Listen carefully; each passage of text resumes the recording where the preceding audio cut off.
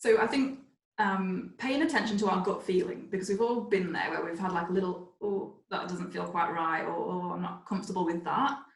And that is like your own little internal red flag waving. So what would be recommended to do in that situation is to take note of it, to not kind of brush it away. Because I think sometimes if we like somebody and we've kind of got a picture in our mind of who this person is going to be or the kind of relationship we could have with this person, the tendency is to kind of turn a blind eye to anything that doesn't allow that to continue.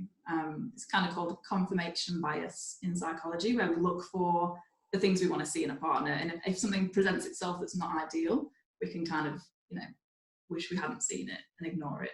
So it's paying attention to that in ourselves. If we find ourselves justifying something to somebody, a friend says, oh, he was a bit controlling, or I don't like how he spoke to you just then, to not justify that and go, oh, no, it's fine. Like, if deep inside you also think, I'm not happy with that either. So, like you said as well, it could be a misunderstanding. So sometimes we have to have a conversation with a person and say, hey, when you did this, it made me feel X, Y, Z. Can you just say what was going on for you in that moment? And then judge by their response, like kind of gauge from, if they're like, oh my God, I really didn't mean that. I'm so sorry.